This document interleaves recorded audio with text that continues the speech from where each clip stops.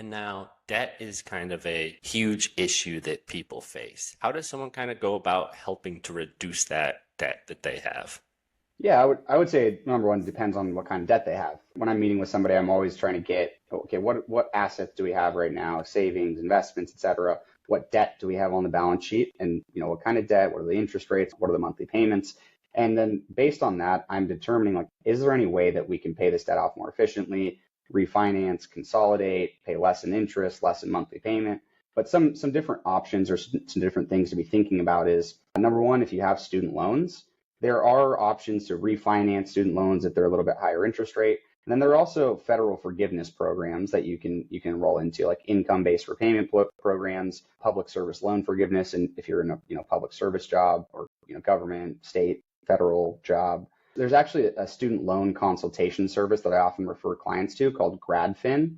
And they're awesome. Like they kind of do what I do for clients with an initial consultation, just trying to get the full picture of their student loans and then they'll actually give a consultation, say, hey, here are some options that we can utilize with your student loans, whether it's refinancing, federal forgiveness programs, et cetera. They don't charge anything for that, but if you do end up refinancing with them or they help you get into those federal forgiveness programs, that's when you do start entering into a contract with them.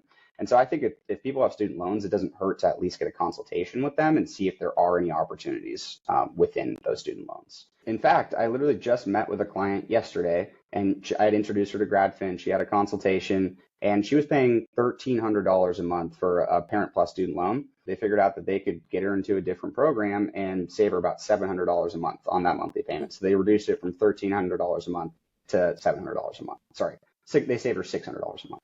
That is great right there. All my listeners who have student debt better be going there right now to figure that out.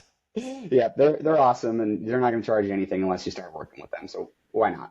And then second, I would say if you have credit card debt, high interest credit card debt, that's kind of the most important to be trying to reduce and maybe refinance, consolidate. So there are a couple options with that. The first would be a balance transfer credit card.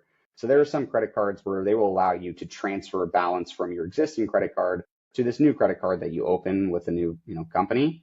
And sometimes there will be a fee on that balance transfer, like a 3% of the balance fee or 5% of the balance fee. But when you transfer that balance over onto the new card, you typically will have a 0% interest rate period for 12 months, 15 months, 18 months, some are even further, I think like 21 months.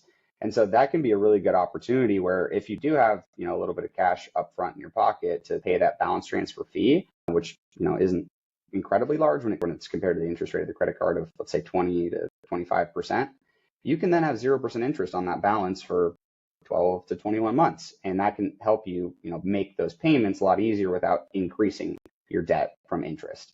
So I would say that's a good option to pursue when it comes to credit card debt. And then I would say the next best thing for reducing credit card debt or kind of doing something else with that would be just taking out a personal loan for debt consolidation.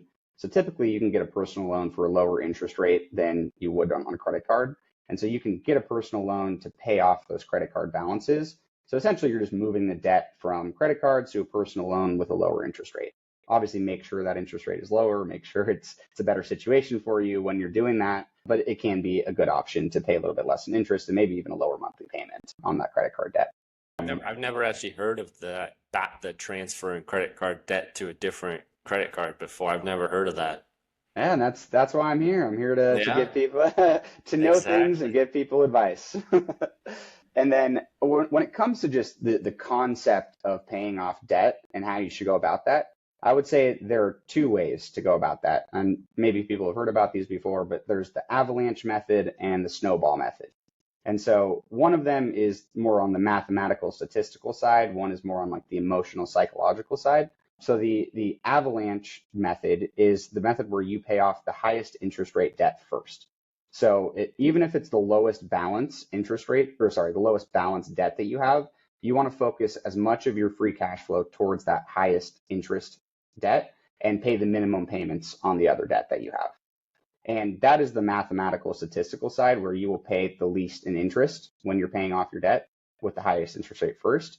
At the same time, some people are more on like the emotional psychological side of financial planning. I would say there's two sides. There's once again emotional, financial, mathematical, statistical. And if you're more on like the emotional side of financial planning, the snowball method might be better for you. And that's where you pay off the lowest balance debts first, regardless of the interest rate. So some people, when they see themselves paying off the lowest balance debt first, and they're kind of snowballing to the higher debt, it can help them like be more motivated and continue to pay off that debt and put more cash flow towards it. And so there's two different methods there. And I would say choose whichever is best for you. And obviously, if you're trying to pay off debt, focus as much of your free cash flow in that trade-off pool that I talked about towards as possible.